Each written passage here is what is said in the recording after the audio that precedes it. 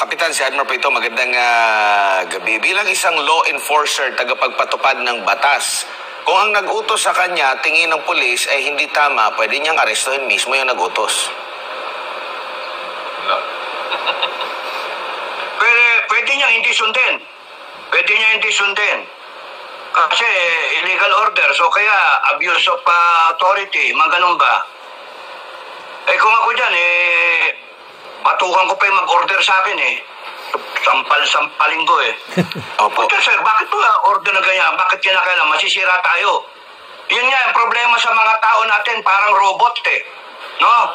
Parang mga robot, utusan kayo, gagawin ninyo. Obey first. Hindi nila iniisip na okay, may order, chain of command, disiplina tayo, chain of command, sige, sunod.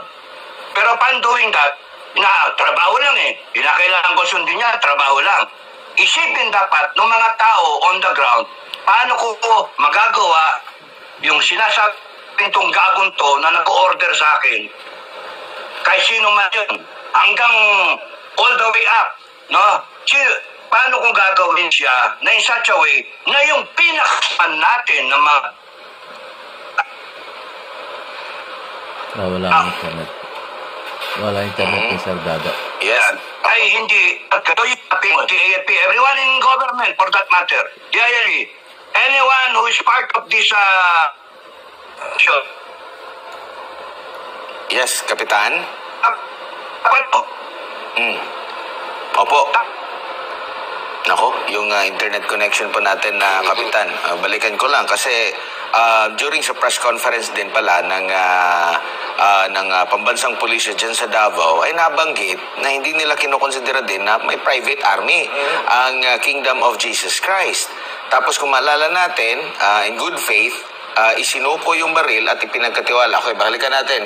Kapitan, sa press con din ng pambansang pulisya dyan sa Davao, hindi nila kinokonsidera nga na merong private army ang Kingdom of Jesus Christ sa kabila ng mga panunulsol at paninira ng iba to the point na, di ba, na bahagi pa na marami daw baril ang butihing pastor at isa pa sa mga akusado na to the point na isinuko at ipinagkatiwala yung ibang mga baril para mawala yung agam-agam na gamitin ang mga ito para ipagtanggol, no, in case na magkaroon nga ng pagsisilbi ng arrest warrant. Pero sa kabila po nito ay excessive, sobrang puwersa pa rin po. Merong mga choppers, merong mga snipers, mahaba po yung kalibre ng armas na pwede naman pala silang humingi ng permiso na makapasok sa matiwasay at matayapang pamamaraan. Correct. Marami ng mga operations ang PNP, review niya yung mga files, review niya yung history na malumanay sila. Pag ang pulis pumasok na tensyonado sila, magiging tensyonado rin yung mga supporter nung inuhuli nila. At saka sabi ko nga kita mo negative, hindi sila siguradong nandoon. Mali yung informasyon nila. Kung may intel sila na nandoon si pastor at nagkakape, nagre-relax doon, nagsisiesta, mali informasyon nilang nakuha. Tapos, yung sa baril, hindi porke may baril, yung tao, nag-granting kunwari sinoli na, okay. Pero kunyaring hindi sinoli. Hindi porke may baril, authorized na ang pulis natin, rat-rating ka, bariling ka. Maximum tolerance pa rin. Hindi, ang rules of engagement nga, unang bibira yung kalaban mo. May yung ganun ba? Hindi, otherwise, yung mga issue sa mga baril-baril nila pastor, ng KOJC, wag double standard. Ang dami-daming tao may baril. Otherwise, isara nyo yung FEO na yan, yung firearms licensing, wag na kayong magpa-issue ng baril, ng LTOP, wag na. Kasi wag bigay ng permit to carry. Kasi ang ginagawa ninyo, wala pang krimen. Criminal yung tao. Mali naman. May may right ang bawat tao mag-own ng baril. No? Ngayon, sinoli yung baril. In good faith, sinoli. So, ibig sabihin, hindi ako maglalaban. So, why will you listen, or why will you think na ito lang ang paniniwala mo na hindi siya magpapahuli ng buhay? Eh, ito, kinalimutan yun, nagsoli ng baril. O paano mo ipagduduktungin? So, ibig sabihin, hindi siya magpapahuli ng buhay na, manlalaban siya. Tapos doon, pastor siya eh. Bakit niya sasabihin sa mga tao niya na, magano kayo, protektahan niyo ako ha? Hindi naman ganun yung tao. Hindi naman siya ganun eh. Hindi nga nanlaban yung mga silang baril doon eh, yung mga KOJC. Kasi kung tutusin, you can read between the lines na may bilin pa si pastor for your safety, huwag kayong lalaban. You read between the lines, tignan ninyo yung mga pangyayari. Nagaan yung mga tao, pero hindi naman silang brutal na may baril. Kaya nga palpak lahat yan, yung ginawa na yan eh. Sorry sa PNP, no? Sorry. Pero you're being led into something that will result to the failure of the organization.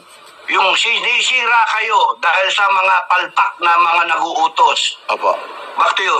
Tsaka Kapitan, wala ring history ng karahasan na ginawa ni Pastor Apollo at ng Kingdom of Jesus Christ para itag talaga na dapat ganito yung pwersa natin kasi napakadelikado.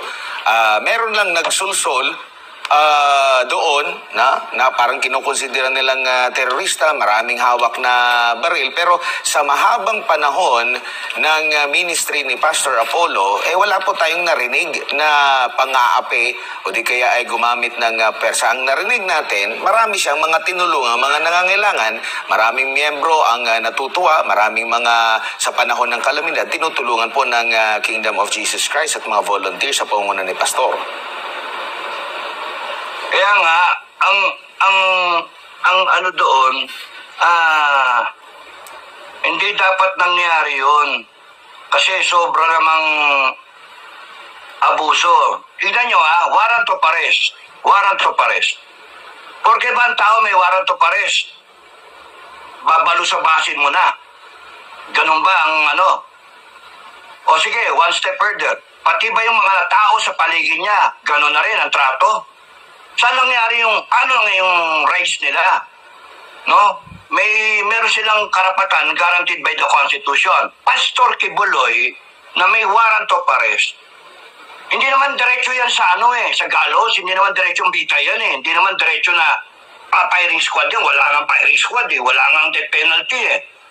He still has the right to be heard sa korte. He still has the right to defend himself. And may warrant pa rin siya. Bakit? Nilitis na ba yung kaso niya? In absentia. Illegal naman yun. Ang guaranteed ng Constitution, he has the right to defend himself in any court. And he is supposed to be presumed innocent until proven guilty in that court. Ba't ganun? Mali yung approach. Totally mali. And it is a waste of taxpayers' money. Pagka ang taong bayan, napikon dyan, ang tingin nila sa lahat ng polis, gago. And the chief PNP should not allow that. Damage control dapat talaga. Kasi mali talaga. Kahit sa mo daanin, mali. Back to you. Maraming mga kakilala ang butihing pastor, ang Kingdom of Jesus Christ, na mga military official, police official, bumibisita dyan sa compound, doon sa Glory Mountain, sa Prayer Mountain. Pwedeng silang tanungin kung ano bang history ng grupo na yan. Ano ba ang meron dyan kay pastor? Diba? Doon pa lang, makakakuha ka na ng information na peace-loving citizen ang butihing pastor. In fact, meron ding mga mga military official, humihingi rin ng mga advices, paano ba hinandle yung magandang management sa Kingdom of Jesus Christ, lalo ng kanyang pamumuno, bakit ganito, ba't ganyan. So kumbaga parang hindi nila alam na kung sino ang butiing pastor. Maraming mga military officials na nakakakilala sa kanya, and ganito yung naging kapalit na parang itinuturing siyang terorista. I agree na wala talagang inassume lang talaga na magpapatayan Ganun lang, inassume. Kaya ganun karaming tao, ganun ka-armado, saka nakakita nun. Ganun na ba yung mga polis natin? Kung na kailangan mag-retraining yung ganyan, yung SAP, buong SAP. Kung ako lang masusunod pare-retrain ko lahat yan. Lahat ng SAP. Sorry, SAP may mga matitinong official dyan, tsaka mga polis, nadadamay Pero kung ako yan, paparetrain ko lahat yan. Hindi yung military training, hindi yung combat training. Ite-train ko dyan, values. Kutya, mali Yeah, it's supposed to be you're supposed to be functioning na meron kang you can discern what is right and wrong, how much force do you use, how much you will restrain yourself. Ganun ba? Bilang criminal ba yung pastor? Diyos ko, para namang pastor yung tao. Papatulan nila ng ganun. Kapitan, wala namang history nga sila Walang history na hindi kriminal. Kahit na kriminal, kahit makriminal, lagay na natin ex-convict o kaya whatever. That person na inaaresto, he still deserves na be treated na kung susurrender yung tao, hindi. Ngayon kung pa statement yung magpapahuli ng buhay, before you engage na patayin yung tao, makita mo kung lalaban talaga, may hawak na baril. Yun naman yung nasa libro yung rules of engagement. Opo. Pero yung ginawa nila, inassume nila, nandun, giniba yung pader, papasok sila, tapos nun, yung yero ba yun? Yung yero na bakod. Tapos nun, yung color na bakod nila, giniba. Tapos nun, nakita yung mga tao, mali, meron pa silang mga pang riot na equipment. Para naman, at saka di sila nag-iisip. Hindi nila, kumbaga they were so busy o engaged in thinking na basta ma-neutralize yan.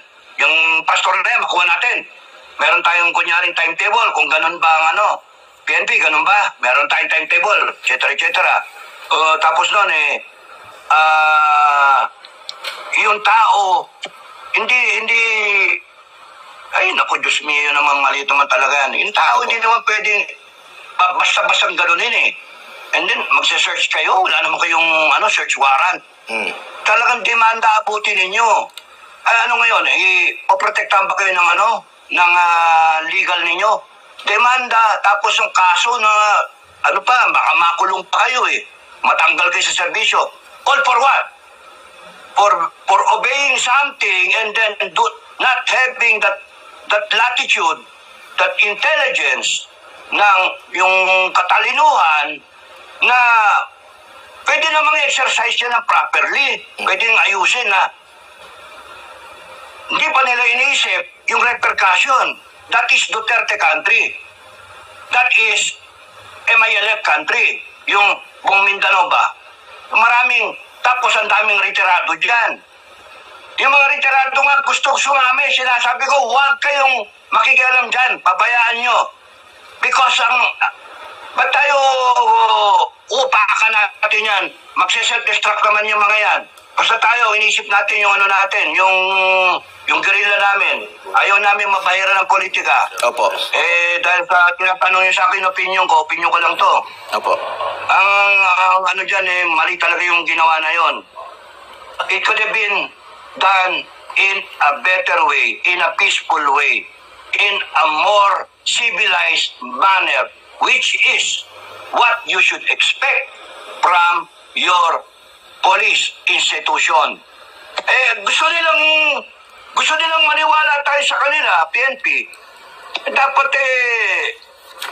try to get the people na yung tiwala namin. Ginawa ninyo, you're adding up to the distrust. Sino maniniwala sa inyo? Meron na nga kayong may issue, mga PNP, di ba? May issue kayo ng droga, may issue kayo ng mga abuso, may issue kayo ng mga pinapatay, may kinikidnap. Tapos ngayon, dadagdagan nyo pa ng ganyan. Ako. Opo. Kaya nga, ang hirap ng posisyon ng PNP. Parang ang hirap salbahin eh. You're trying to save the institution, pero yung ginagawa naman mali. Ngayon, kung authorize siya ng presidente, something is wrong, BBM. Inauthorize mo, tignan mo nangyari. Sorry, Mr. President, pero kung yan inauthorize mo, dapat nagbigay ka ng guideline. Dapat sinabi mo, baka naman gagawin nyo ganito, ganyan, ganyan. You lack the imagination. Baka nagsipsipan sa'yo lahat eh. Para ako may promote ka agad ako, bla bla bla bla. O tingnan mo nangyari. Pati yan, backfire Malacanang. Nasisira na ngayon Malacanang sa taong bayan. Gagawin nyo pa yan.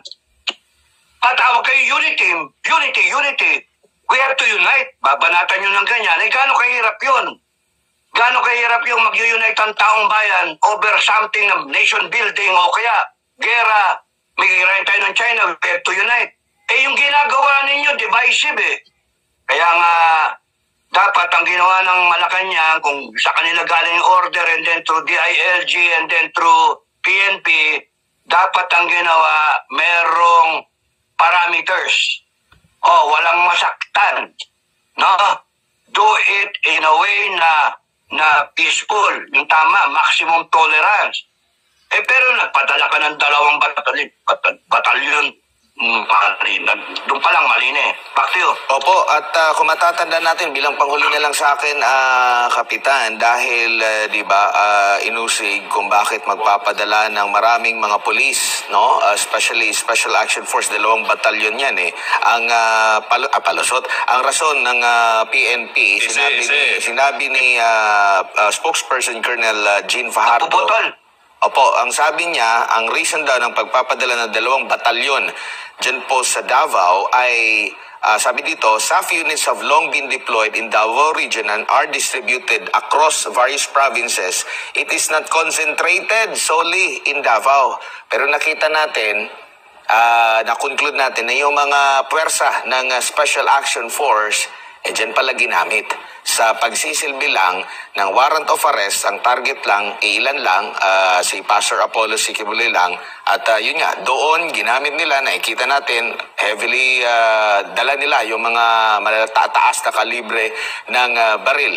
At kumbaga sabi mo nga, nag-aaksaya lang ng oras, pwede naman sa mahinaong pamamaraan, sinamahan pa sila ng mga abogado, pati yung mga hindi nasaklaw doon sa kanilang arrest warrant, pati yung mga sasakyan na pinagdudahan pa nila na baka daw nandoon nagtatago, gusto pa nilang i-visual search kahit na mahirap sa tao na doon magtago kasi napakainit kasi naka-off yung sasakyan, pati yun pinayagan pa. Pwede naman palang dumaan sa ganito. And kumbaga, dito ba sila sinanay ang elite force ng pambansang pulisya para mag-serve ng kagaya nito? And asahan ba natin na may kagaya rin ito na pagsisilbi ng arrest warrant sa iba pang mga individual na subject ng warrant of arrest?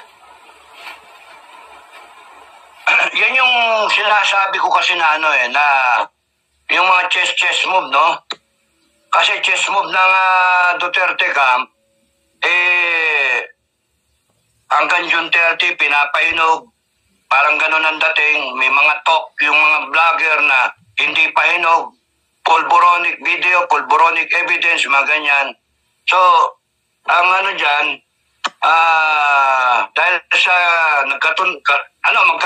overview, magkaroon ng hearing na 4 sa Senado, na hindi naman lumabas yung sa PIDEA leaks, yung ebidensya na sinasabi na nakita, etc. Na binanggit na sa blue folder, and then yung isang vlogger sinabi, ito, nasa akin yung blue folder, pinadala sa akin, pinost-stage nila. So, ang tao na build up at hinihintay yon. Pero, hindi pa pwedeng ilabas. Bakit hindi ilalabas? So, ang tao nagko-conclude kasi hindi pa hinog. Sino hindi pa hinog? You guess it right. Now, habang gano'n nagpapahinog, huwag kayong mga galit, mga supporter ng Duterte. Real talk lang ako. Dito naman, sa kabila, sa administration, huwag rin kayong magagalit at mga loyalista, real talk lang ako. Kasi galit ako sa lahat ng politiko eh. No, nagagalit ako sa lahat ng politiko, nagsasuffer ng taong bayan eh. Dito naman sa kabila, iniisip niya, ganyan, yan ang weakness nyo. Hinihintay ninyo yung araw ng pagkahinog, kaya susungkitin ko na yan. Bububutin ko.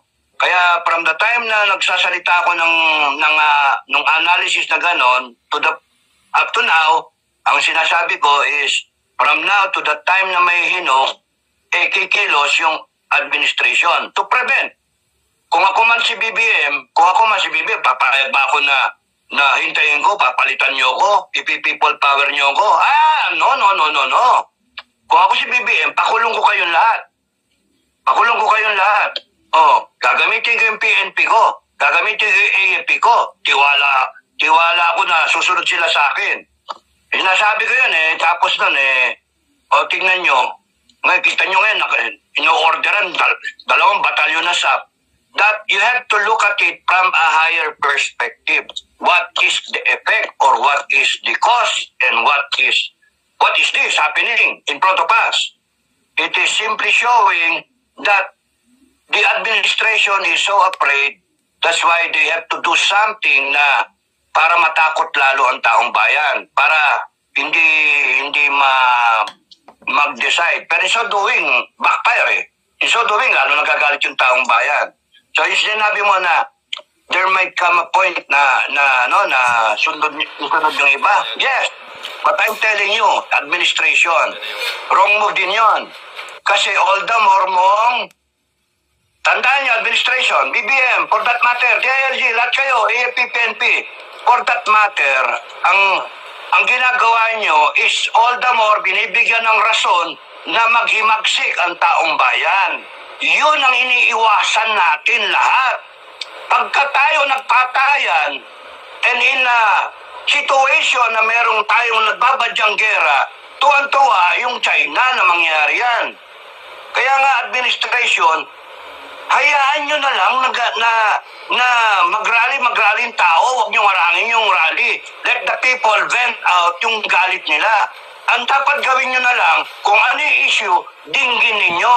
Teka, mag-usap tayo. Ano ba yung ano natin? Ano ba, bakit kayo galit na galit sa akin? Bangke, sasabihin ng mga tao. Okay, magpapadrug test ako. Ganun kasimple. Kung noon ginawa, sabihin mong parang Jeme, I am sorry, pala, tao, patatawarin ka. Tagal-tagal mong binibitin yung drug test na yan So, ano pa yung mga issue? Nakawan, abuso sa yung PI na yan, talagang PI. Tapos yun, yung mga, pati yung resolution 10, lagi namang issue yun Yung mga senator natin, ang daming issue. Dinggin nyo yung issue, rising prices, etc. Bigas, pangako, nasaan yung mga bahay? Wala naman bahay ka. Ano yung pangako? 1 million kada taon. Ano yun? Niloko mo kami. Ganon ang iniisip ng tao. So you have to address it. You have to hear the people. You do not prevent the people from venting out yung kanilang problema. Dinggin mo and then mag-act ka. Show the people that you are going towards good governance. Pagka hindi, babanata mo ng martial law na creeping. And then, biglang martial law o kaya declare ka ng gera, wala. Patay tayo. Wala tayong mangyayari. Pansitan tayo. And that abuse of power, sabi ko nga sa inyo, lahat. Lahat for that matter na nasa gobyerno. At lahat ng taong bayan, lahat ng Pilipino, whatever you are doing now, it's all being recorded in our stupid history, in our God-forsaken history na nakakainis, nakaka-disappoint na history natin. In our long list of mga kalukuhan sa history natin. Yan, Pilipinas, naiwan na. Naiwan na tayo. dahil sa inyong mga politiko, mga kanya-kanya kayong mga ginagawa, kanya-kanya kayong mga agenda, self-service, self-preserving, mga, ay nako, maubos yung salita eh. Maubos yung oras.